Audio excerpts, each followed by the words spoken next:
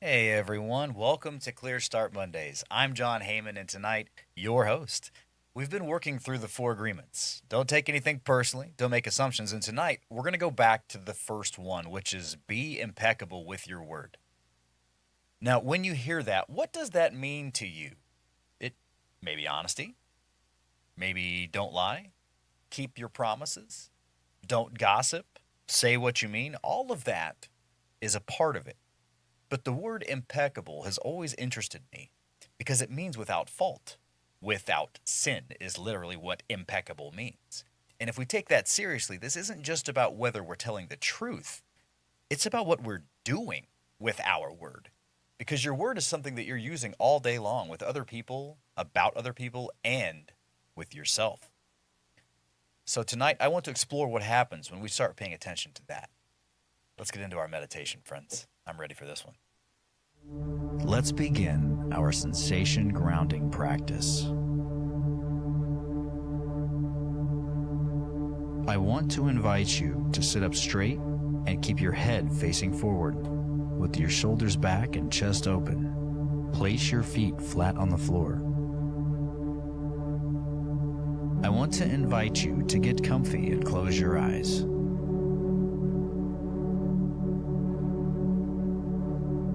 Let the sounds you are hearing arrive in your ears.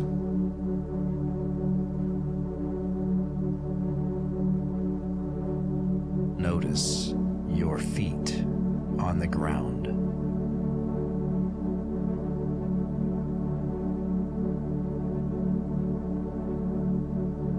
Bring your awareness to all of the physical contact points your feet have in this moment.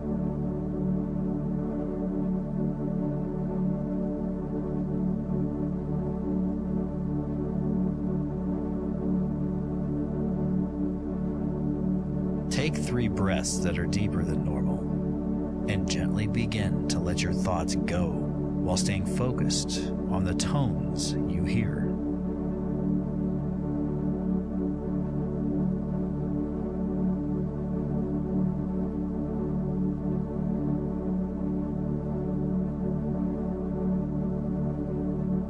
I want to invite you to begin to notice the different textures of the tone that is playing in the background.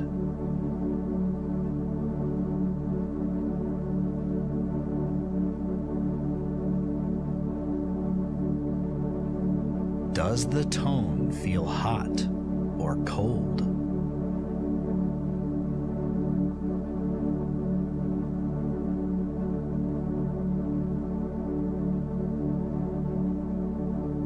What color does the tone sound like to you?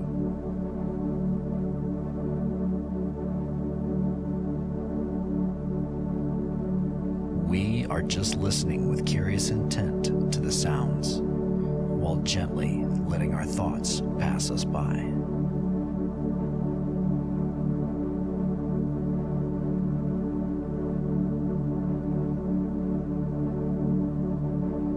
Notice the new sound.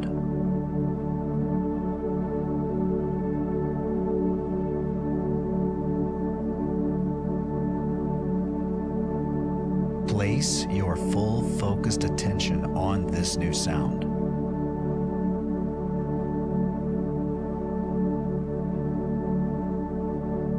Notice how warm it is.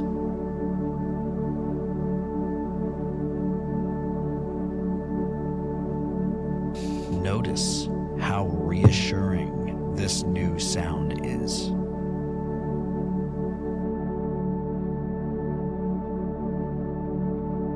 Are you holding on to any physical tension or stress right now? Visualize the air you've taken in flowing into any tension spots you may have in your body.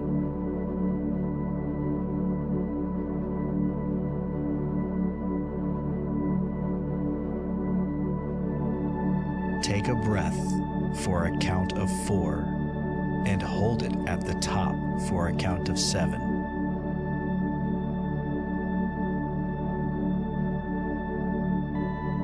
as you exhale this breath, breathe out of your mouth for a count of 8.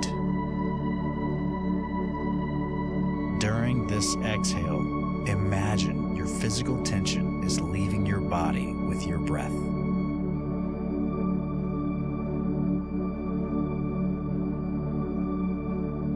Notice the temperature of the air as it escapes your lips.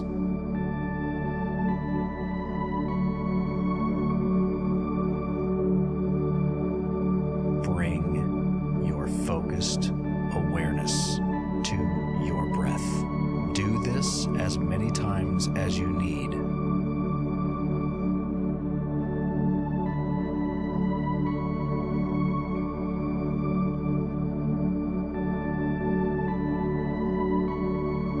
With your eyes closed, imagine you are a cat and your thoughts are like a mouse coming out of a mouse hole.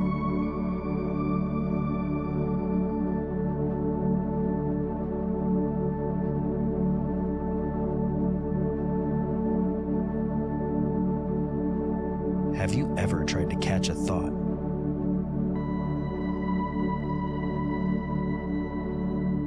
Can you catch the next one?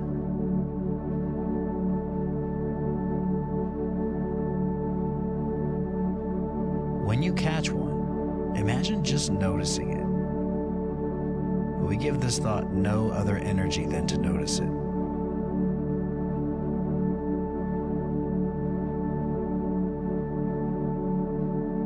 We are just a cat, pawing at thoughts coming out of the mouse hole.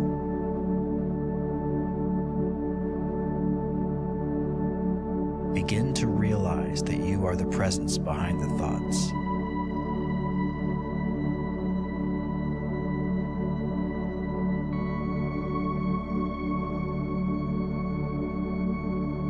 Do you need to chase the mouse?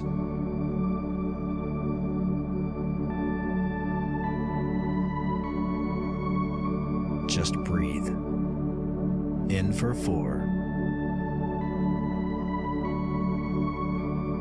Hold for 7. Out of your mouth for 8.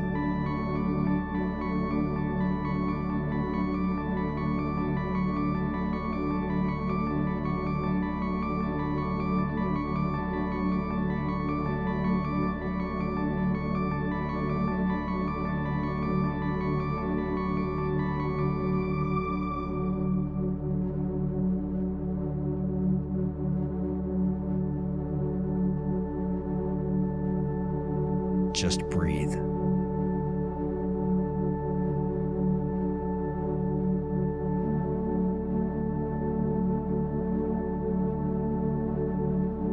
In for 4. Hold for 7.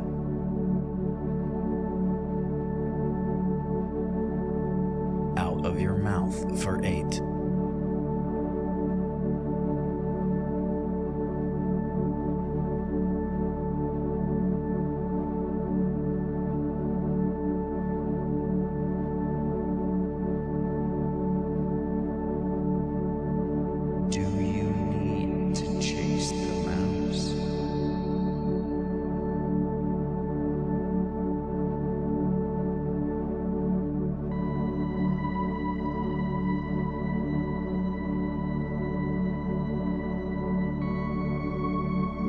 Gently let your thoughts go.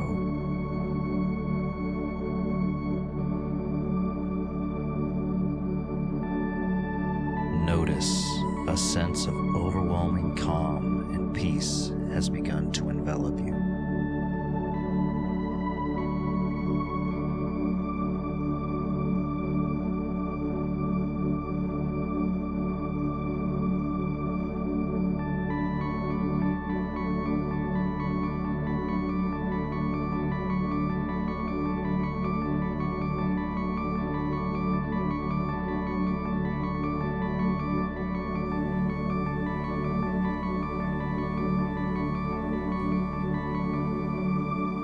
You are welcome to open your eyes and return to the room. Oh my goodness. I love that. I really do. I love it. I love it every week. So let's start here. Let's talk about this for real. Let's start with something pretty obvious. And I want to be sincere about it because you already know how to make your word matter. Somebody asks you to help them move, and you've said yes. Think about this. You've done this. And then 3 weeks later, it's Saturday morning and you don't want to go, but you do go. You show up, you help them move. Why? Because you said you would.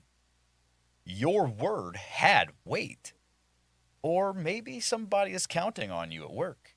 You told them you'd have something done. You're tired, you're frustrated, you have 10 other things going on, and you still get it done because somebody else is depending on your word.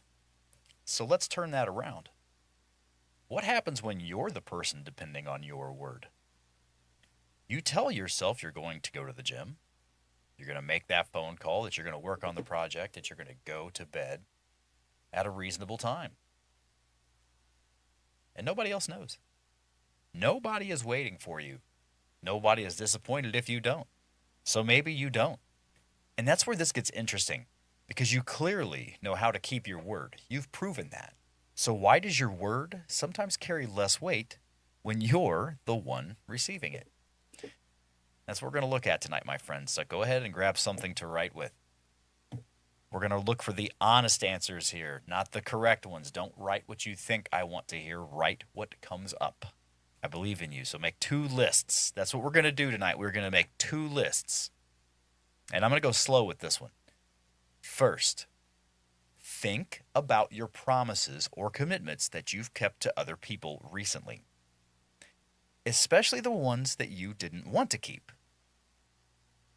Maybe when the time came, you were tired. It was inconvenient. You had other things that you'd rather be doing, but you said you'd do it, and you did. Write down 2 or 3 of those. Now, make a second list. And think about the promises that you've made to yourself that you didn't keep.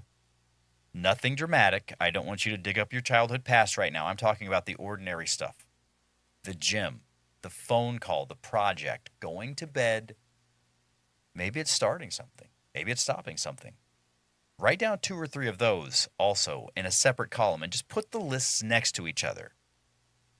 Don't judge either list and just notice what you see. Where does your word seem to have more weight? 5 minutes, friends.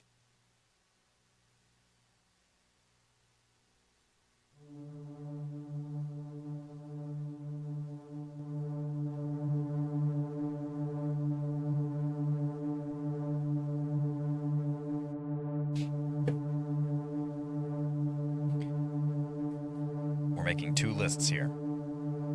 Think about the promises and commitments that you've kept to other people. The ones that you went and really followed through with, even if you didn't want to, even if you didn't feel good. And write down 2 or 3 of those and make a second list. And think about promises to yourself that you didn't keep. Just ordinary stuff, though. Basic stuff. Write down 2 or 3 of those and then just compare the lists. Just look at them. No judgment. Just write them down.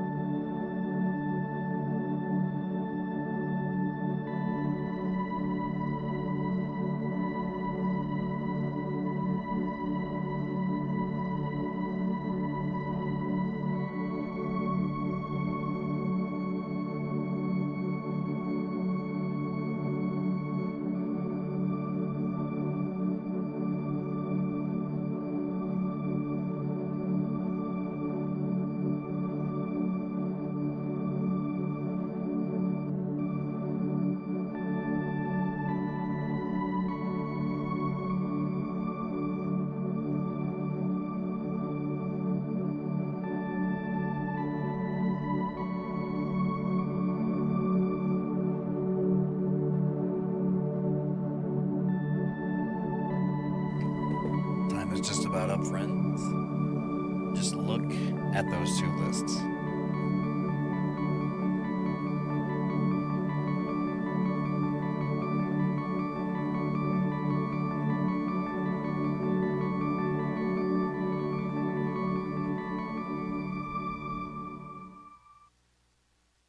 All right. So, question two. What do you do when someone else isn't around? How do you talk about them? Because your word isn't the only promise that you make. I'm sorry, your word is not only the promises that you make, it's also what you say about other people. So, what happens when somebody isn't in the room? What do you do with their name? Do you use your word to understand them? Or do you use your word to build a story about them? Maybe they upset you. Maybe they disappointed you. Maybe there's something about them that you don't like. Maybe you're absolutely convinced you know that they did something awful and you know why they did it. And suddenly you're talking about them in a way that you may not if they were sitting right in front of you. So I'm not asking you to pretend like you like everybody. That's impossible. I'm asking you to notice what your word becomes when you're angry, when you're annoyed, when you're irritated, when you feel devilish, because words don't become harmless just because the person they're about isn't around to hear them. Think about that. Think about someone you've been talking about. Not necessarily out loud, maybe you've been having the conversation in your head. What have you been saying? Is that something that you actually know, or is it something you've decided? 5 minutes.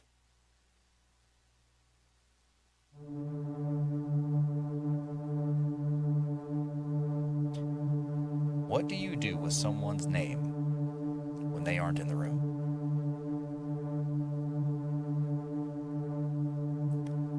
Think about how you talk about other people. What have you been saying about them? And is this something you actually know, or is this something that you've decided? Write about it. And do it with no judgment, of course.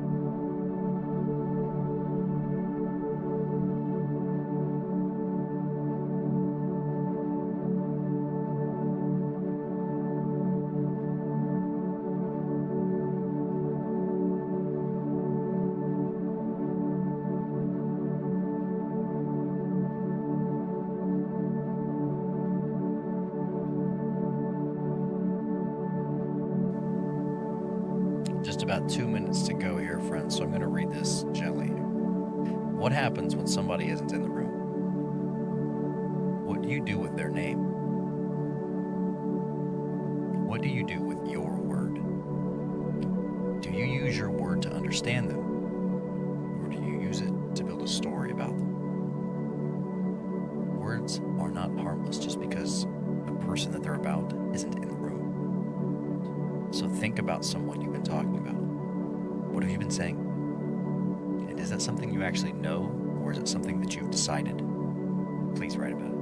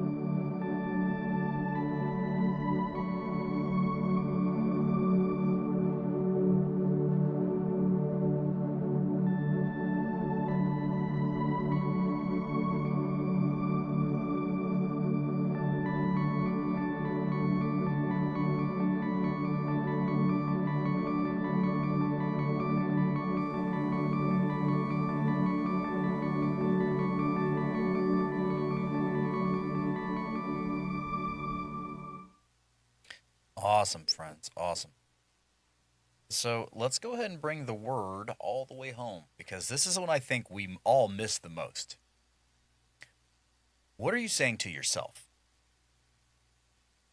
I know it sounds simple, but this is a very sincere, deep question that you need to examine. Think about the last time you fell short. You didn't keep the promise.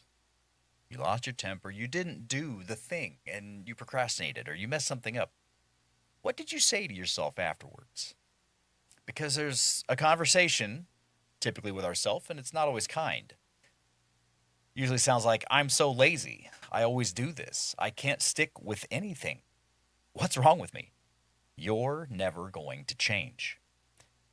Maybe your version sounds different, but you know the voice. Now here's the question. Whose voice is that? Where did you learn to talk to yourself that way?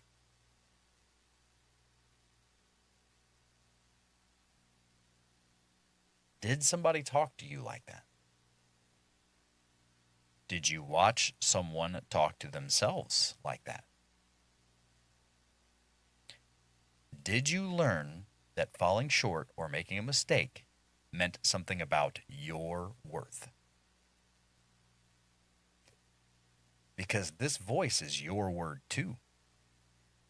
You're speaking, you're listening, and you're the person who has to live with what you say.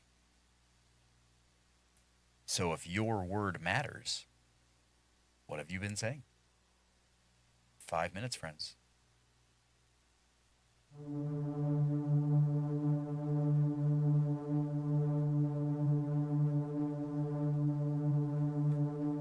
What are you saying to yourself?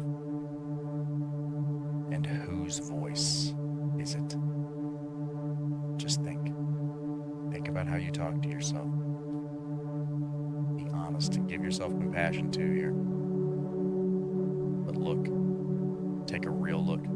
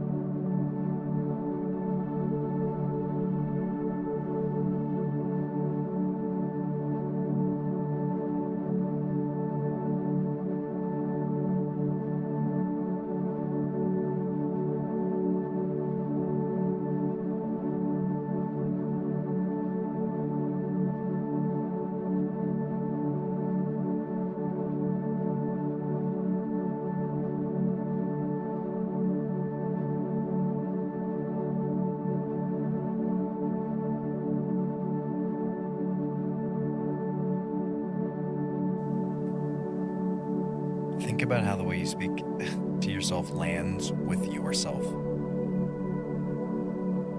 What are you saying to yourself? And whose voice is it?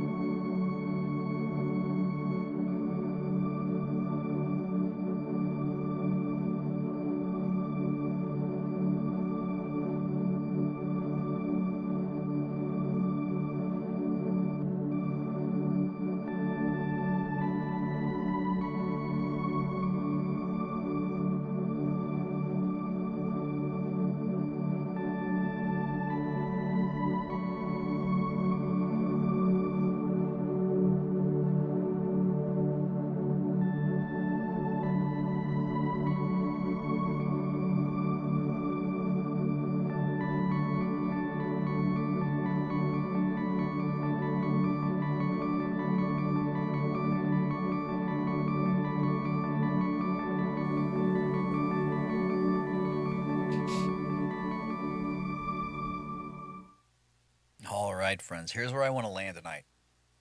Being impeccable with your word doesn't mean you're never going to mess up. You are going to.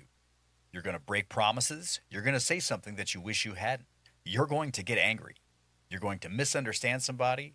You're going to make a mistake. You're going to fall short. That's part of being alive. We can't be perfect. And impeccability is not perfection. It's awareness of what you're actually doing with the thing that you're holding. Your word can build trust. It can create connection. It can make a commitment.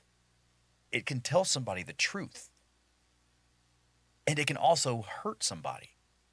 It can create a story that isn't true. It can become the voice that tears you apart when nobody else is around. So there are two things I want you to practice this week. The first is your promises. Make them smaller. If you keep promising yourself an hour and you never have an hour, stop promising an hour. Promise 15 minutes and then keep it. Not because 15 minutes is impressive, but because you said you would. The second is your language. Watch what you say about yourself when you fail, when you make a mistake, when an error happens, because that is your word too. You don't need to become perfect with it. You just need to notice how you're using it. Our anchor phrase this week is, I will no longer be the cause of my own suffering, because if you are impeccable with your word, you can't cause yourself to suffer. And I want you to use it in two places. First, when you make a promise to yourself, make one you can actually keep. One thing, and keep it. Pay attention to it. Give it your focus. And see what happens when you become someone who follows through on their own word.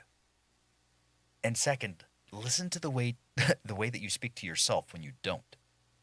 Because sometimes that broken promise isn't what hurts us the most. It's what we say afterwards. You're the one talking, and you're also the one listening. So this week, notice your word. Notice what you're giving other people. Notice what you're saying about other people. And notice what you're saying to yourself about yourself. Tonight we looked at something that is happening all the time. Your word is everywhere. In your promises, in your conversations, in the stories you tell about other people, and in the stories you tell yourself about yourself. And maybe the biggest thing you notice tonight is this. You keep your word to everybody, but sometimes you don't count yourself as somebody, as anybody. And that's the part I want you to carry this week. You don't have to become perfect. You don't have to keep every promise you've ever made. You don't have to stop having bad days. Just start noticing. What am I saying? What am I promising? What am I making true with words that I'm using? That's the practice. This is the last of the 4 agreements that we'll cover in this moment, because next week we have always do your best. That is the last of the 4 agreements, but it also applies to everything moving forward. So be here next week because we're going to talk about how to do our best. Clear Start Mondays is here every Monday at 6. You can find me at rvscoaching.com, or you can reach out to me directly at john@rvscoaching.com.